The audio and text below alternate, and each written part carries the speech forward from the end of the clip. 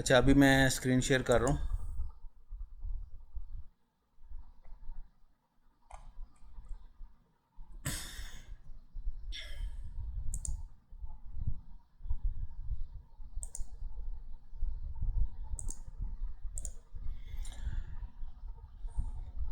पहले थोड़ा सा जो एक असाइनमेंट आई है उसको डिस्कस करते हैं।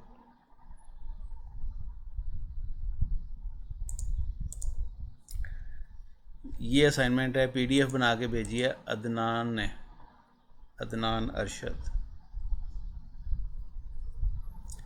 नज़र आ रही सबको?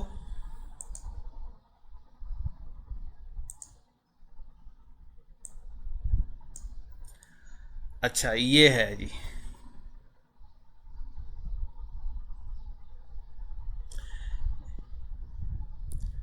ये ग्रुप के अंदर पड़ी हुई है।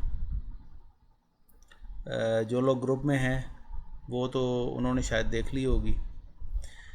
इसमें भी कुछ चीज़ें क्रिटिकली देखें इसको कि इसमें क्या बेहतरी हो सकती है। और सबसे पहली चीज़, ये जो कोने पे शेड लगाया हुआ है और ये दो लाइनें जो आ रही हैं, ये जो नीचे टेक्स्ट वाली तीन लाइनें हैं ना, इन तीन लाइनों को ये डिस्टर्ब कर रही हैं। शेड नॉट अ प्रॉब्लम, लेकिन ये जो दो लाइनें लगाई है ना, इन लाइनों की वजह से ये टेक्स्ट जो है ना ये डिस्टर्ब हो रहा है।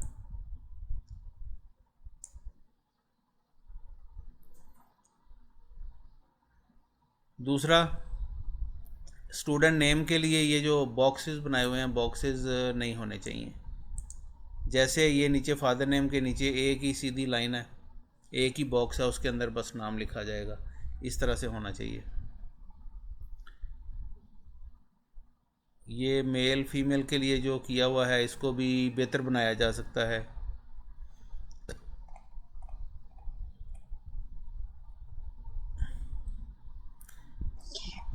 मैं कुछ बोल सकती हूँ जी प्लीज? जी जी जी जी। ये जो इन्होंने नेम ऑफ स्टूडेंट दिया है ना, ये मैंने काफी सारी जगहों पे देखा है। यहाँ पे इधर सऊदीया में ही ना, मिनिस्ट्री के जब हम लोग जाते हैं तो वो इसी तरह का वो लोग देते हैं, नेम के लिए सेपरेट सेपरेट सारे लफ्ज लिखे हुए। अच्छा, तो फिर फादर नेम के लिए भी ऐसा होना चाहिए, एक स्टैंडर्ड होना चाहिए सबके लिए। हाँ बिल्कुल। सही। ये इसका मकसद ये होता है कि नाम के जो स्पेलिंग्स हैं ना वो क्लियरली, हर लेटर उसका जो है सेपरेटली सही तरीके से पढ़ा जाना चाहिए। इस तरह बॉक्सेस बनाने का मतलब ये होता है, उसका मकसद ये होता है कि नाम के स्पेलिंग्स में कोई गड़बड़ ना हो जाए, समझने वाले को, लिखने वाले ने कुछ और लिखा हो, समझने वाला कुछ और समझ जाए, ऐसा नहीं होना चाहिए। तो इस तरह के जो फॉर्म्स अगर इस तरह से आप लिखते भी हैं तो फिर ये एक ही लाइन में होना चाहिए, दो लाइनों में नहीं होना चाहिए। ठीक है, एक लाइन में हो। बॉक्स का साइज़ बेशक छोटा कर दें क्योंकि एक ही लेटर आना है ना बॉक्स के अंदर, ABCXYZ जो भी आना है, एक लेटर आना है एक बॉक्स के अंदर। तो बॉक्स का साइज़ थोड़ा छोटा करके एक ही लाइन में सारे बॉक्सेस होने चाहिए। और एक स्टैंडर्डाइज किस्म का फॉर्म आपका होना चाहिए, जैसे ये नेम और फादर नेम के लिए दोनों के लिए सेम पैटर्न। अगर हर दोनों में एक एक लेटर के लिए एक एक बॉक्सेस बना के करना है तो दोनों के लिए वैसा करना है। अगर सीधा एक ही बॉक्स सबके लिए बनाना है तो दोनों के लिए सेम ही बनाना है।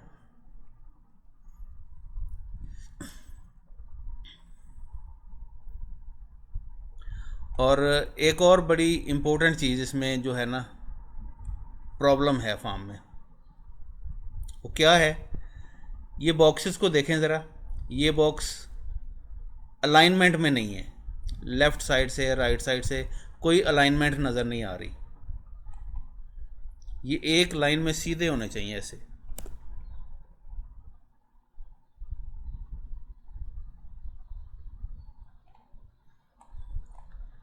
और फ़ोटो के लिए जो बॉक्स बनाया हुआ है, ये बॉक्स थोड़ा बड़ा लग रहा है मुझे, छोटा होना चाहिए। बाकी तकरीबन गुजारे वाला है बस। चलें, थोड़ा सा आइडिया आप लोगों को हो गया ये फॉर्म देख के। तो इसमें एक चीज़ मिसिंग है। मैंने कहा था टेबल के अंदर आपने प्रीवियस जो भी उसकी एजुकेशन है उसके लिए एक टेबल आपने बनाना है यहाँ पे। उसके ऊपर हेडिंग्स दे देनी है कि कौन सी क्लास, आगे कहाँ से की, स्कूल का नाम, कितने मार्क्स थे, वगैरह वगैरह। वो तीन चार चार कॉलम बना के ना, उसमें मसलन किसी ने मैट्रिक किया हुआ है, उसके बाद इंटरमीडिएट भी किया हुआ है, उसके बाद ग्रेजुएशन भी उसने की हुई है, अब आपके लिए वो आया एडमिशन के लिए किसी कंप्यूटर कोर्स में या किसी चीज़ में, तो वो तीनों क्वालिफ़िकेशंस जो हैं वो उस टेबल के अंदर आनी चाहिए। वो टेबल यहाँ मिसिंग है। और बॉर्डर्स के बारे में बताया था, बॉर्डर भी यहाँ यूज़ नहीं किया हुआ कहीं भी। ये जो बॉक्सेस बनाए हुए हैं इनका भी जो बॉर्डर है ये बड़ा सिंपल सा आम सा, सिर्फ लाइन लगा दी है बस, ठीक है, गुजारा किया हुआ है।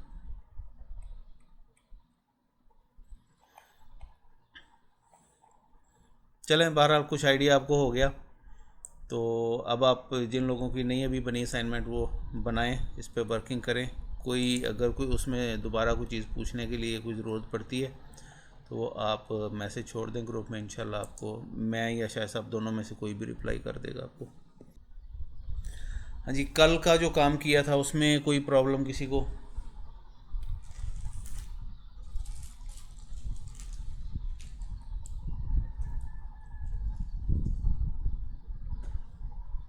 नहीं है कोई भी?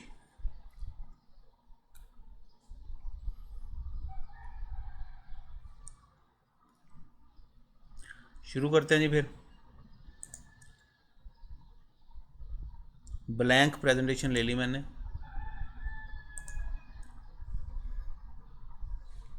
शुरू में ये जो आए हैं टाइटल शाइटल, इसको मैं कर देता हूँ ख़त्म।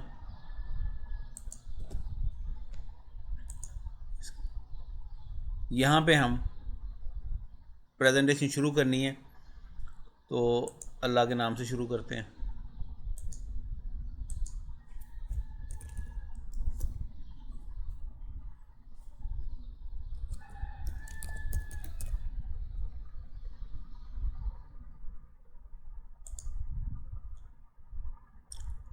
इमेजेस पे चले जाएं। ये डिफरेंट इमेजेस हैं, इसमें से कोई एक इमेज उठा लें।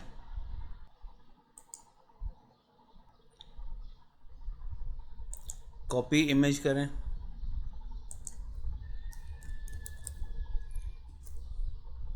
पेंट खोलें, यहाँ पेस्ट करें और फिर इसको सेव कर लें।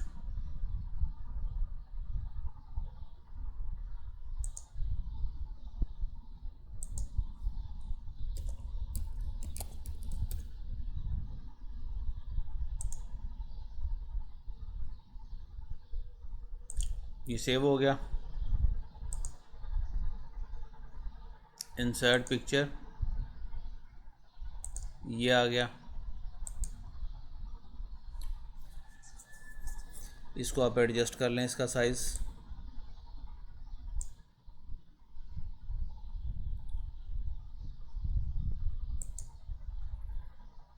बैकग्राउंड मैंने कोई नहीं लगाई, अभी बैकग्राउंड पे जाते हैं।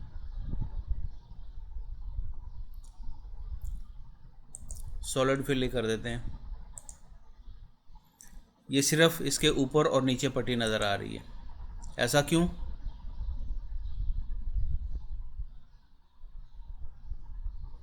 ऐसा इसलिए है कि हमारी ये जो इमेज है ये ट्रांसपेरेंट नहीं है।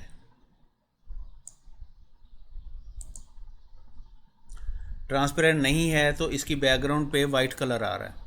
तो जो ऊपर और नीचे खाली जगह बची थी वहाँ मैंने, असल में ये जो ग्रीन कलर है ना ये पूरी बैकग्राउंड पर ही है। जब इस इमेज को आप छोटा करेंगे, ये देखें पूरी बैकग्राउंड पर कलर है ये, लेकिन इमेज इस तरह से ये फिट कर दिया। ये हमारा इसको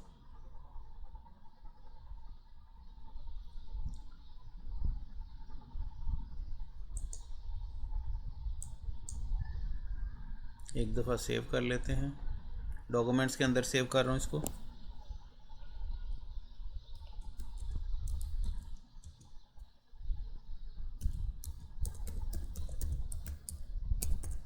सैम्पल प्रेजेंटेशन।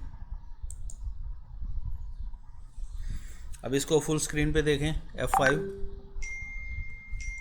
ये पूरी स्क्रीन पे नज़र आ रहा है।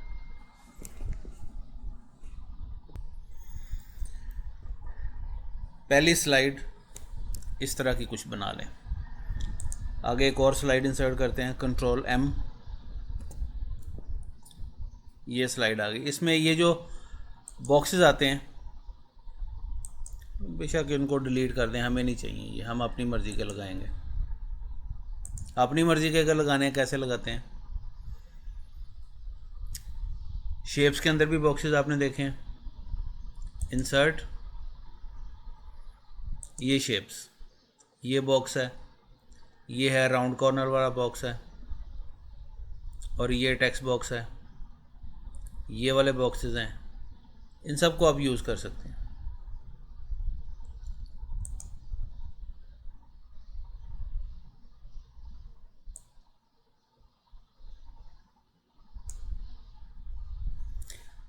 पहले इसकी बैकग्राउंड कुछ सेट कर लें, ग्रेडियंट लगा देते हैं,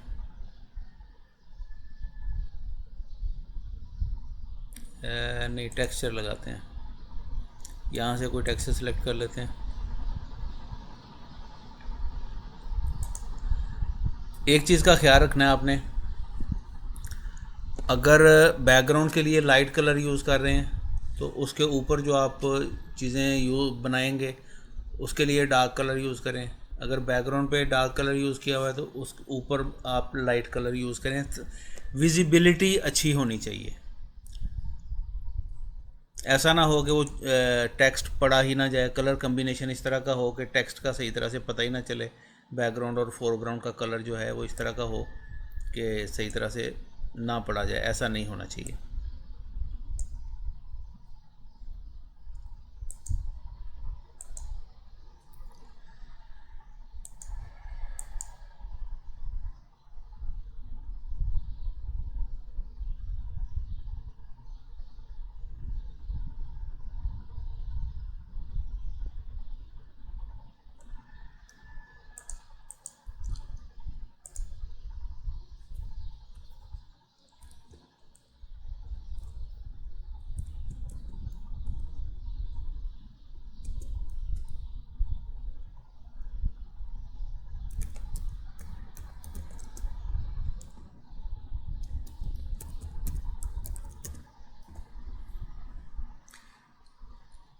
ये टेक्स्ट मैंने लिखा, नेवटेक सॉफ्टवेयर सॉल्यूशंस।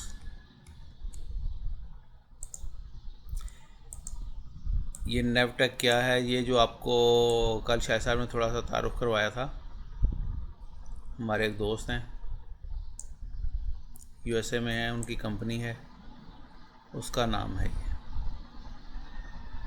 जिसके लिए आपको उन्होंने डिज़ाइन करने के लिए कहा है।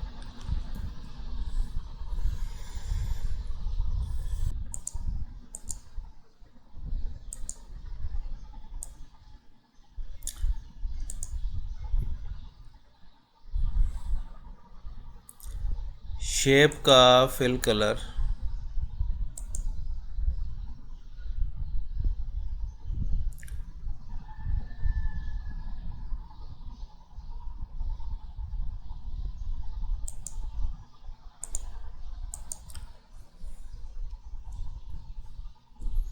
टेक्स्ट का कलर,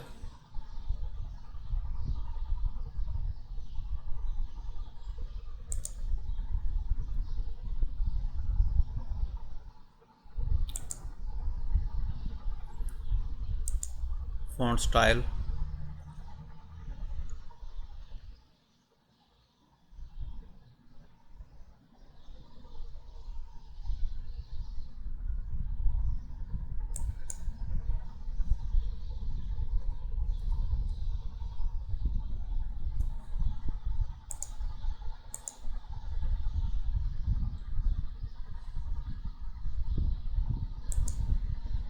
ये ट्रांसपेरेंसी इसकी ज़ीरो है, इसको आप 100% कर दें।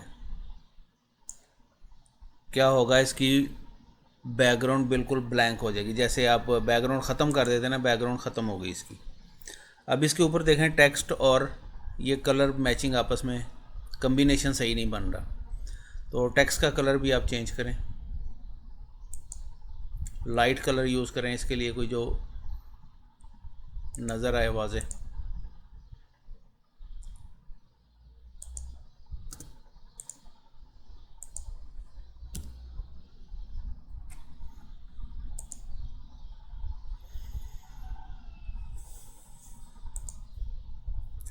इसके लिए उन्होंने आपको कुछ पॉइंट्स बताए थे, कौन कौन सी चीज़ें हैं इसमें।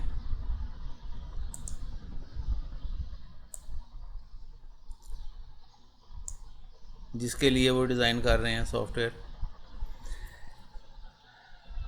पहले नंबर पे स्कूल मैनेजमेंट की का सॉफ्टवेयर है, स्कूल। बैकग्राउंड कुछ जच नहीं रही, बैकग्राउंड को सिलेक्ट करें, ख़त्म करें इसको, कोई और लगाएं।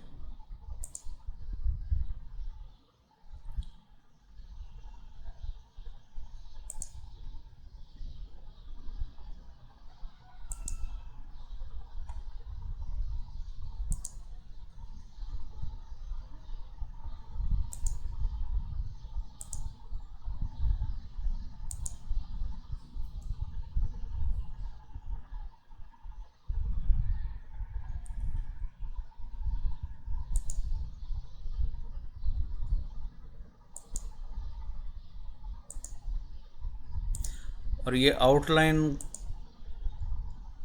ख़त्म करनी है।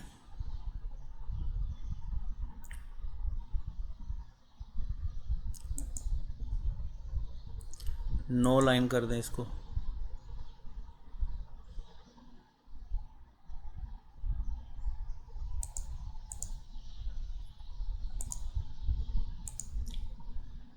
स्कूल मैनेजमेंट है,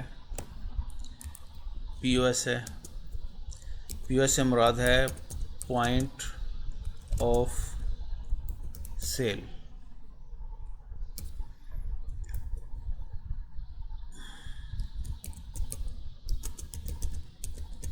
क्लिनिक मैनेजमेंट है। और कौन कौन से बताए थे उन्होंने आपको?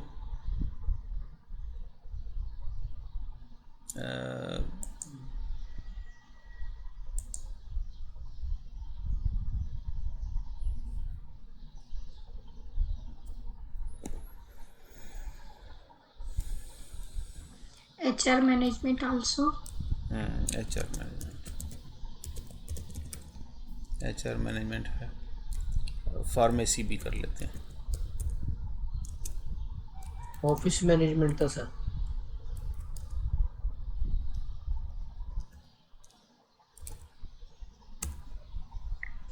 टिकट मैनेजमेंट भी था और time management. Ticket management, time management, जी ये पॉइंट्स हैं इसमें।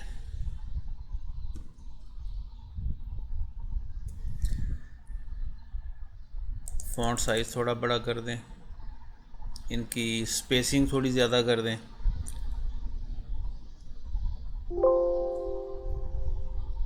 स्पेसिंग कैसे होगी? ये पैराग्राफ में जाके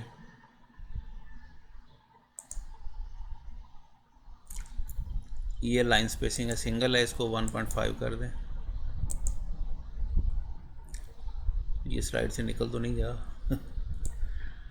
ज़्यादा हो गया, इसको थोड़ा सा ऊपर कर लेते हैं।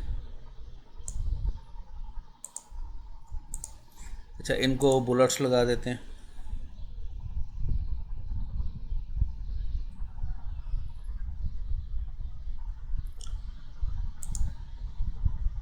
ये बुलेट्स हैं, डिफरेंट टाइप्स हैं बुलेट्स की, जैसे आप वर्ड में देखा था वही चीज़ें हैं। यहाँ पे जाके एक्स्ट्रा भी आपको मिल जाएंगी ऑप्शंस।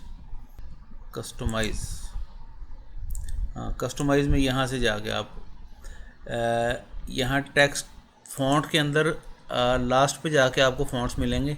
विंगडिंग, वेबडिंग, ये वाले जो है ना, इसमें सारे सिंबल्स आपको नज़र आएंगे।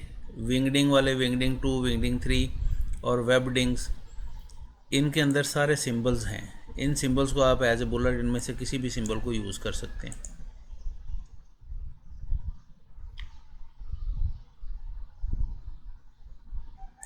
यही ले लेते हैं, ये आदमी जो बोल रहा है।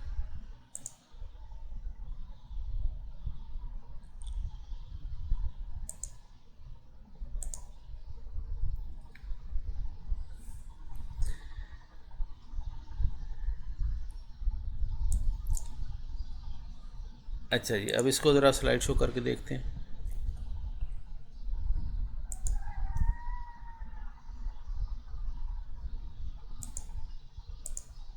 सिंपल सा है। अब इसमें सबसे पहले नंबर पे है स्कूल के स्पेलिंग गलत हो गए हैं, डबल ओ आना था, डबल एल लिख दिया मैंने।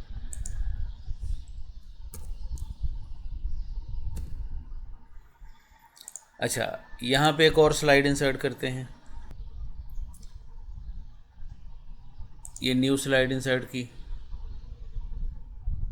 ब्लैंक, फिर न्यू स्लाइड इंसर्ट की, ब्लैंक, फिर न्यू स्लाइड इंसर्ट की, ब्लैंक।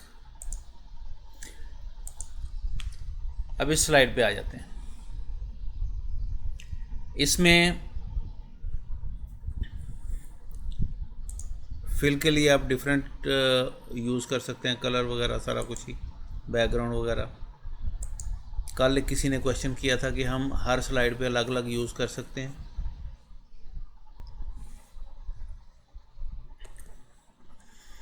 नहीं, यहाँ इस स्लाइड पे हमने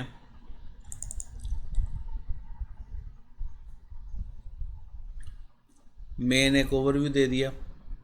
हाँ जी, इसमें आमतौर पे प्रेजेंटेशन में होता ये है कि शुरू में आप यहाँ जिस तरह मैंने इसके नीचे ऊपर मैंने हेडिंग दे दी, नीचे जो लिखे हैं ये सारे उसके टॉपिक्स हैं। School management, POS, clinic management, HR management, ये टॉपिक्स हैं। नेक्स्ट आप क्या करते हैं, हर स्लाइड के ऊपर उस टॉपिक से रिलेटेड चीज़ें आप मेंशन करके फिर उसको उसके पॉइंट्स नोट करते हैं। अब स्कूल मैनेजमेंट जो है, इस स्लाइड पर स्कूल मैनेजमेंट आपकी हेडिंग बन जाएगी।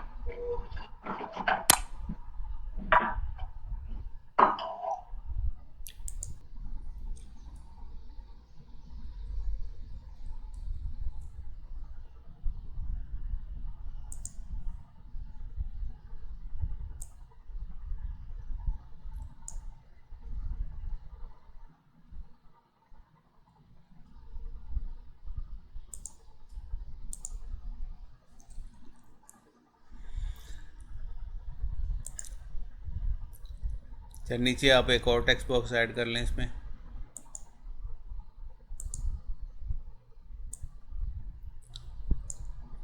अब स्कूल मैनेजमेंट के अंदर क्या क्या चीज़ें होंगी वो यहाँ पे लिख देते हैं। स्कूल मैनेजमेंट में सबसे पहले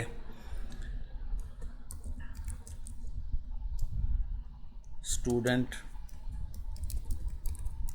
एडमिशन रिकॉर्ड, फिर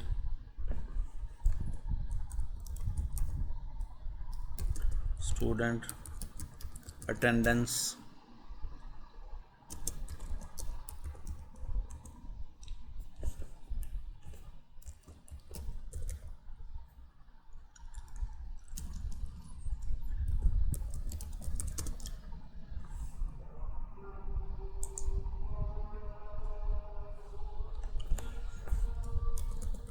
स्टूडेंट रिजल्ट्स,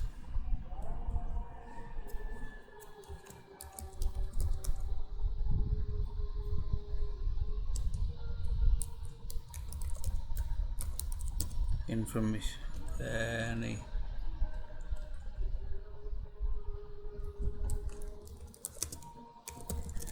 फी रिकॉर्ड।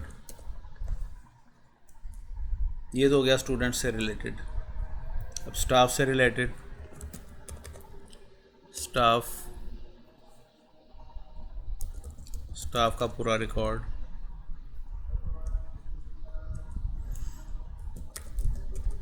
स्टाफ की अटेंडेंस,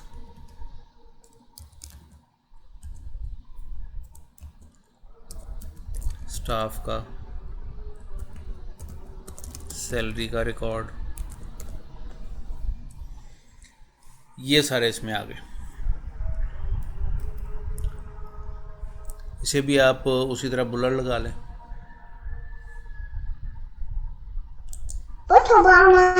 इसमें सर मज़ीद भी चीज़ें ऐड की जा सकती हैं। जी जी, बहुत सारी हो सकती हैं। आपने अपनी, मैं स्पेस थोड़ी सी इस वजह से एक ही कर रहा हूँ। एक हेड जो है उसको पकड़ के आपकी 2-3 स्लाइड्स भी बन सकती हैं। जी, ये जैसे प्रिंसिपल पोर्टल, स्टूडेंट पोर्टल, जी जी स्टाफ जी, पोर्टल, उनमें डिफरेंट चीज़ें आ काफ़ी जाएंगी ना। चीज़ें हो सकती हैं, काफ़ी चीज़ें हो सकती हैं। वो आपने ये तो मैं सिर्फ ये आपको एक समझाने की गरज से कर रहा हूँ ना, कि जिसमें आपको बता बता दूं कि क्या इसमें, यानी किस तरह से ये बनेंगी चीज़ें। इसमें 2-3, ये मैंने 4 और 3 7 ऑप्शंस ली हैं सिर्फ, ज़्यादा भी हो सकती हैं। अगर एक एक स्लाइड पे पूरी नहीं आ रही तो बाकी की आप नेक्स्ट स्लाइड पे ले जाएंगे। 3-4 स्लाइड्स करके आप इसको पूरा कर सकते हैं। कोई ज़रूरी नहीं है कि एक ही स्लाइड पे सारा कुछ पूरा करना है। ये कन्वीनियंस आपने देखनी है कि किस तरह से ज़्यादा कन्वीनियंट है।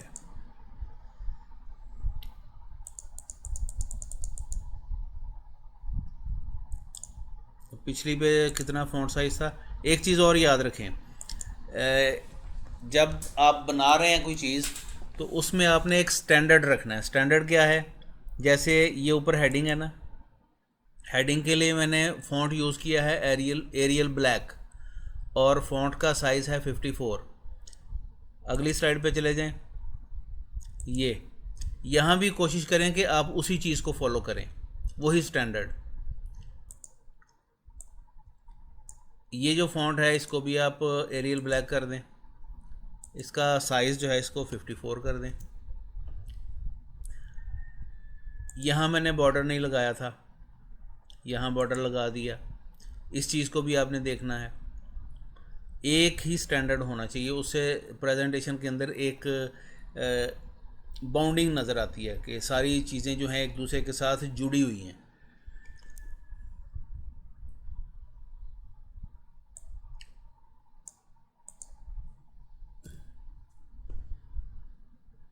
इनकी स्पेसिंग कर लेते हैं।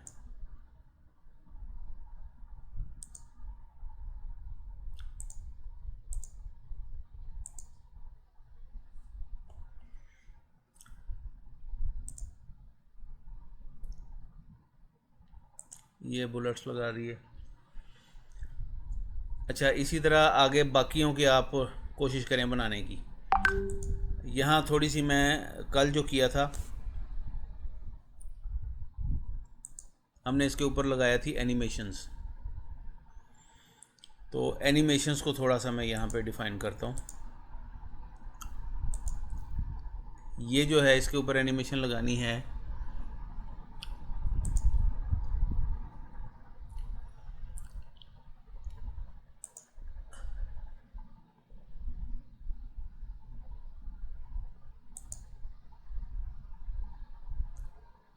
ये लगा देते हैं। अच्छा, एनिमेशन इसके ऊपर लगा दी। अब इस एनिमेशन को ऑन क्लिक रखा हुआ है, इसको ऑन क्लिक की बजाय आप चेंज कर दें, विद प्रीवियस या आफ्टर प्रीवियस कर दें।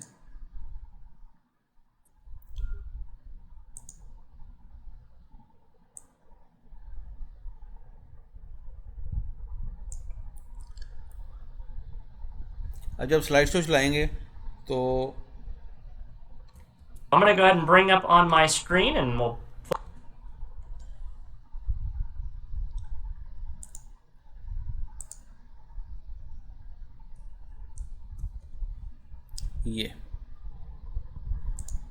ये देखें, ये खुद ब खुद आ गई है। लेकिन ये नीचे वाले जो पॉइंट्स हैं, इन पॉइंट्स को मैं इस तरह से शो नहीं करना चाहता जैसे ये हो रहे हैं। उसके ऊपर मैं लगाता हूँ, इसको सिलेक्ट किया, सिलेक्ट करके इसके ऊपर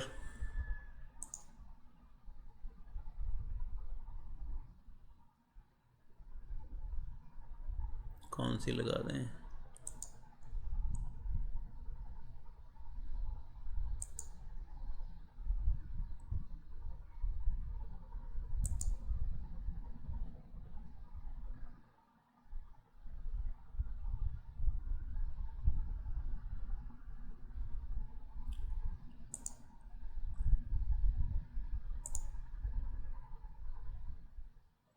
ये एनिमेशन लगा देते हैं,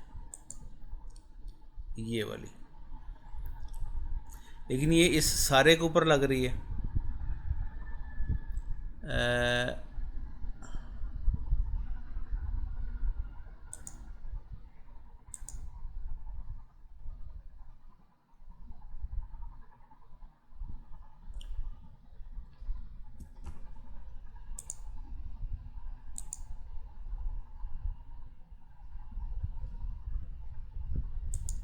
नहीं,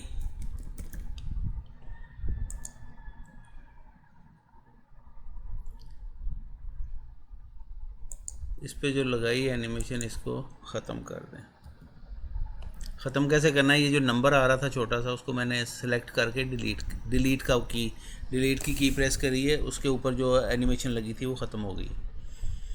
यहाँ पर कुछ एनिमेशन आपको बताई थी जो एंट्रेंस और एग्ज़िट के लिए।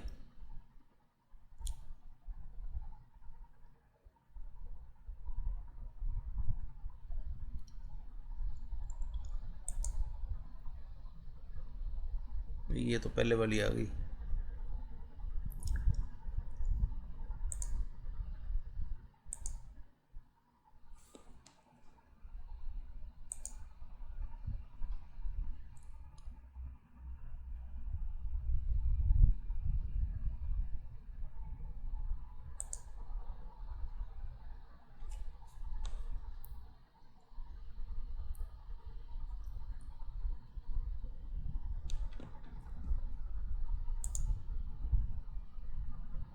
हाँ, ये चीज़ मैं चाह रहा था कि शुरू में टाइटल आ गया लेकिन नीचे वाली डिटेल नहीं आई।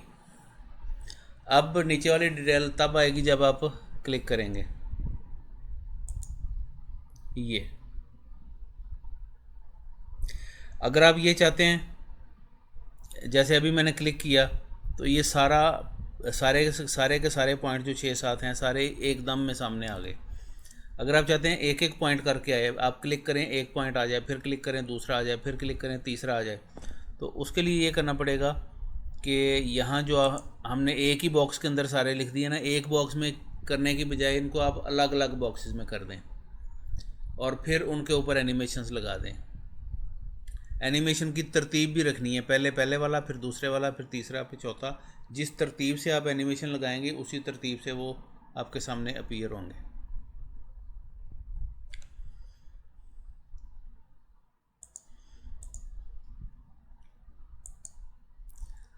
अच्छा, अभी ये प्रेजेंटेशन जो है ये आपने इस तरह से कंप्लीट करनी है। POS पॉइंट ऑफ सेल है। पॉइंट ऑफ सेल में क्या होता है कि जिस तरह आप किसी जगह जाते हैं, मैकडोनल्ड पे चले जाएं, KFC पे चले जाएं, वहाँ पे उनका एक पूरा सेटअप बना होता है, एक कंप्यूटर बड़ा होता है, उसके साथ छोटा सा एक प्रिंटर होता है। जो भी ऑर्डर आप करते हैं वो वहाँ से प्रिंट आउट उसका निकल आता है, वो आपको पर्ची दे देते हैं। फिर आगे अगले काउंटर पे जाके आप जो भी ऑर्डर किया होता है वो चीज़ ले लेते हैं। ये जो पूरे एक सॉफ्टवेयर के थ्रू हो रहा होता है, इस सॉफ्टवेयर को कहते हैं POS, जिसके ज़रिए से ये सारा पॉइंट ऑफ सेल का सारा जितनी भी सेल का काम है वो सारा कंट्रोल हो रहा होता है। इसको पॉइंट ऑफ सेल कहते हैं। इसमें डिफरेंट रिपोर्ट्स होती हैं। डेली रिपोर्ट है, डेली की कितनी सेल हुई, कौन सी चीज़ कितनी बिकी, कौन सी आइटम की कितनी सेल हुई, इस तरह की डिफरेंट इसमें से रिपोर्ट्स निकलती हैं। फिर ये होता है कि मंथली रिपोर्ट होती है, पूरे महीने में कौन कौन सी चीज़ कितनी कितनी सेल हुई, उससे कितनी कितनी इनकम हुई, उस इनकम में से प्रॉफिट कितना था और हमारा एक्सपेंसेस कितने थे। यानी ये सारी चीज़ें इसके अंदर होती हैं पॉइंट ऑफ सेल के अंदर। उसके बाद क्लिनिक मैनेजमेंट में आ जाएं। क्लिनिक मैनेजमेंट का मेरा ख्याल है हमारे स्टूडेंट्स में कोई 1-2 लोग हैं जो किसी क्लिनिक पे या किसी हॉस्पिटल में जॉब करते हैं, वो ज़्यादा बेहतर बता सकेंगे। इसमें पहले नंबर पे पेशेंट्स का रिकॉर्ड होता है, आपका जो स्टाफ है, डॉक्टर्स हैं, उनका रिकॉर्ड होता है। फिर पेशेंट्स के जो विज़िट्स हैं, जितनी बार वो पेशेंट आता है आपके पास, बार बार आता है, उसका पूरा वो रिकॉर्ड होता है। फिर उसको जो मेडिसिन दी जाती है उसका रिकॉर्ड होता है पूरा, उसके जो टेस्ट लिए जाते हैं उसका पूरा रिकॉर्ड होता है, वगैरह वगैरह। HR मैनेजमेंट, एचआर मैनेजमेंट में होता है, यानी आपके पास जो लोग जॉब करते हैं, एक इदारा है, कोई भी एक इदारा ले लें, हॉस्पिटल है, कोई स्कूल है, कोई क्लिनिक है, कुछ भी है, वहाँ जो सारे लोग जॉब कर रहे हैं उनसे रिलेटेड सारा डाटा वो एचआर में आ जाता है। यानी कितना स्टाफ हमारे पास मौजूद है, स्टाफ का पूरा रिकॉर्ड, स्टाफ की के किस स्टाफ मेंबर की क्या क्या क्वालिफ़िकेशंस हैं, उसका प्रीवियस एक्सपीरियंस कितना है, पहले कहाँ कहाँ जॉब की है, वगैरह वगैरह सारा। उसके बाद होता है कि जो नए लोग अप्लाई कर रहे हैं, आपके पास कोई वैकेंसीज खाली हैं, उसके लिए लोग अप्लाई कर रहे हैं, उनका भी आपने जिन जिन लोगों ने अप्लाई किया उनका रिकॉर्ड अपने पास रखना है कि किस किस पोस्ट के लिए किस तरह के लोगों ने, कौन कौन से लोगों ने अप्लाई किया है। और एचआर मैनेजमेंट के अंदर ही आपका ये सैलरीज़ का भी सारा आ जाता है, पे रोल का पूरा आ जाता है, टाइम शीट्स का पूरा आ जाता है। इसमें जो टाइम शीट्स बनती हैं, डेली की अटेंडेंस होती है, अटेंडेंस का सारा वो सारा इसमें आ जाता है एचआर मैनेजमेंट में। और अगर छुट्टी पे जा रहे हैं लोग, साल के बाद कुछ 1 महीने की छुट्टी है, किसी को 20 दिन की छुट्टी है, किसी को 15 दिन की छुट्टी है, तो कोई 2 साल बाद जाता है, कोई साल बाद जाता है, तो छुट्टी पे जाने वाले लोगों का पूरा रिकॉर्ड, फिर उनकी जो छुट्टी के जो हिसाब किताब बनता है, उनके पैसे बनते हैं, उसका सारा हिसाब किताब, यानी पूरा ये एचआर मैनेजमेंट के अंदर ही सारा कुछ आता है। इसके बाद फार्मेसी पे आ जाएं। फार्मेसी में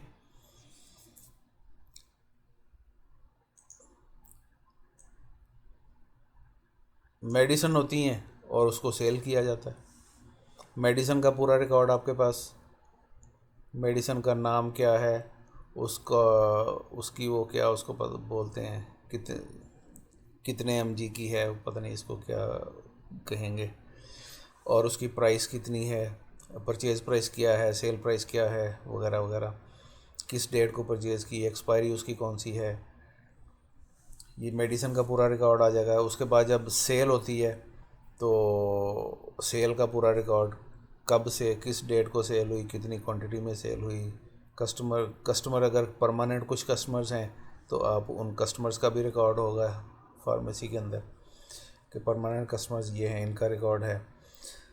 और उसके अलावा इसमें भी रिपोर्ट्स होती हैं, जिस तरह पॉइंट ऑफ सेल में रिपोर्ट्स थी, सेम वही चीज़ ये भी पॉइंट ऑफ सेल ही है। फार्मेसी भी, फार्मेसी में जो सॉफ्टवेयर यूज़ होगा वो भी पॉइंट ऑफ सेल का सॉफ्टवेयर ही होगा, तो इसमें भी वही रिपोर्ट्स बनेंगी, डेली की रिपोर्ट होंगी, वीकली होंगी, मंथली होंगी और एनुअली भी होंगी। टिकट मैनेजमेंट है, टाइम मैनेजमेंट जो है इसमें आता है, उसका जो अटेंडेंस का पूरा रिकॉर्ड होता है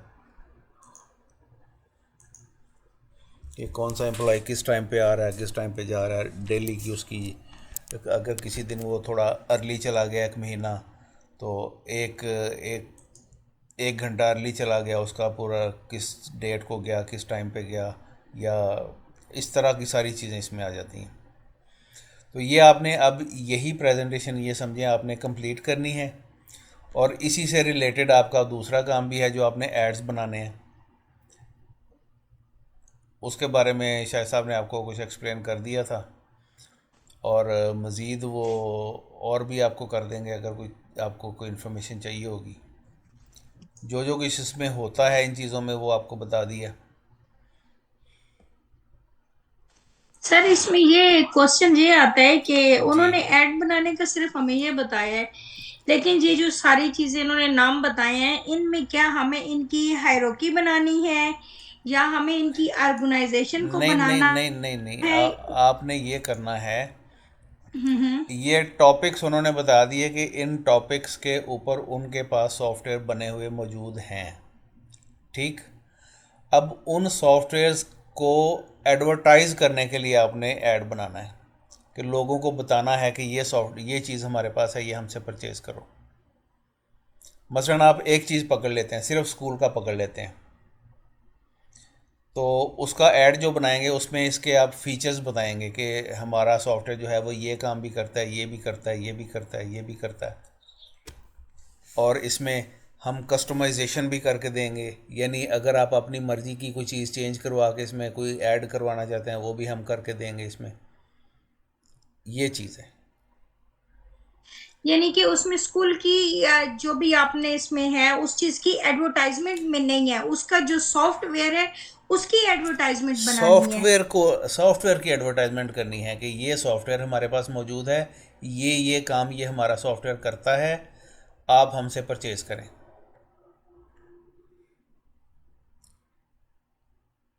ठीक है, इसी तरह से ये बाकी जो टॉपिक्स हैं इनसे रिलेटेड भी, कि मसलन पॉइंट ऑफ सेल का सॉफ्टवेयर हमारे पास है, तो इसमें हम उनको बता सकते हैं कि हमारे पास जो भी स्टॉक में चीज़ें पड़ी हैं उस पूरे स्टॉक का रिकॉर्ड इसके अंदर होगा।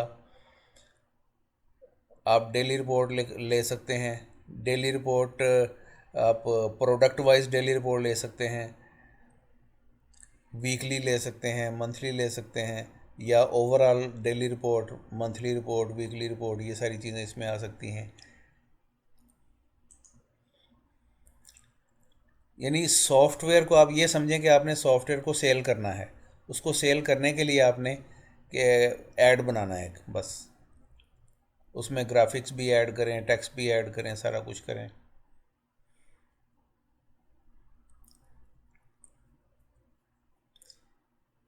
ठीक है, क्लियर? यस। हाँ जी, किसी और का कोई क्वेश्चन? तो सर ये जो सॉफ्टवेयर हम बनाएंगे, जो सॉफ्टवेयर भी हम नहीं हमने बनाएंगे, सॉफ्टवेयर हम नहीं जो बनाएंगे। सॉफ्टवेयर एडवर्टाइजमेंट जो उन्होंने बनाए हुए हैं, पहले से एडवर्टाइजमेंट बने हुए हैं, उनको सिर्फ सेल करने के लिए उन्होंने एक कंपेन जो चलानी है। ऐड हम बनाएंगे उन्होंने एक किसको कंपेन चलानी है, उसके लिखेंगे? एड्स बनाने के लिए उन्होंने कहा है हमें।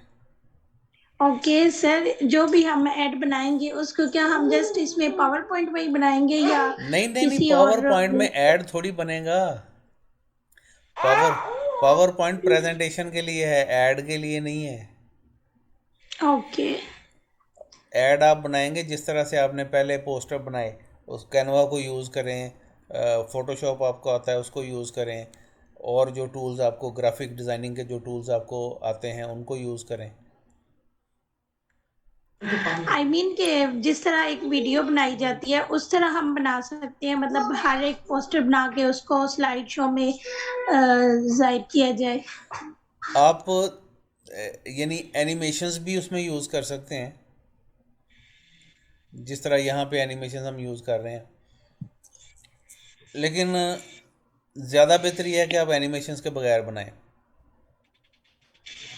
ओके जैसे जैसे कैनवा में आपने सारा कुछ सीखा ना, तो कैनवा को यूज़ करें। अगर आपको और टूल्स ग्राफिक के आते हैं उनको यूज़ करें।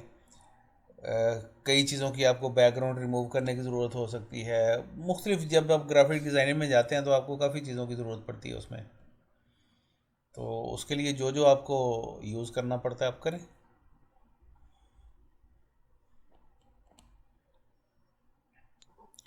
सर पिक्चर फॉर्म में बनानी है हमने ऐड? हाँ, पिक्चर फॉर्म में बने। आप ऐसे यही समझें कि आप फेसबुक पे आपने एक पोस्ट लगानी है, उस पोस्ट में एडवर्टाइज़ करना है इन चीज़ों को, यही समझें। ठीक है, सोशल मीडिया पे वो एडवर्टाइजमेंट होगी, जो भी होगी सोशल मीडिया पे चलानी है उन्होंने। वो सोशल मीडिया फेसबुक होगा, ट्विटर होगा, व्हाट्सएप पे भी होगा, और लिंक्डइन है, और कितनी है, सब पे उन्होंने चलानी है।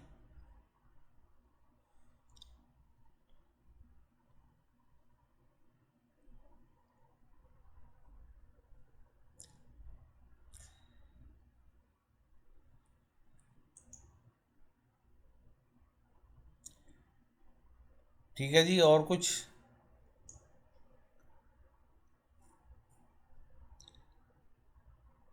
Any question?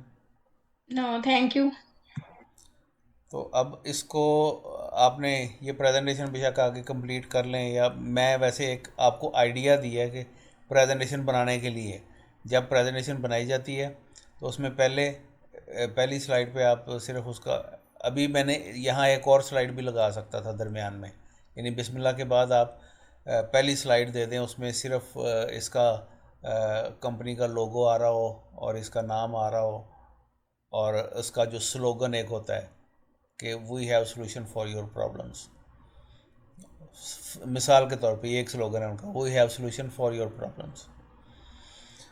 तो वो दे दें। उससे अगली स्लाइड पे आप ये चीज़ें दे दें कि ऊपर कंपनी का नाम है, नीचे जो जो उनकी प्रोडक्ट्स हैं उनके नाम आ गए। फिर आगे जब जाएंगे इससे तो हर स्लाइड के ऊपर हर प्रोडक्ट का अलग अलग आप इंट्रोडक्शन दे दें।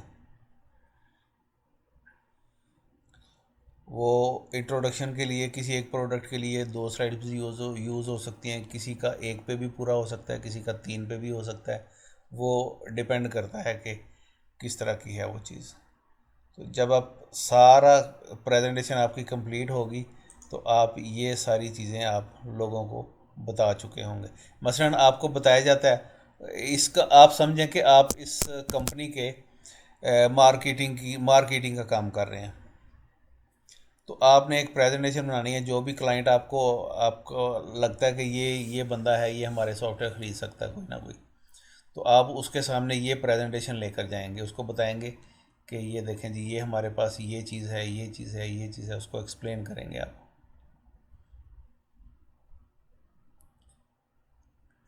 ठीक है। लें जी, कल की क्लास का ग्रुप के अंदर मैसेज कर देंगे। अभी कोई कंफर्म नहीं है कि सुबह के टाइम होगी या इवनिंग में ही होगी।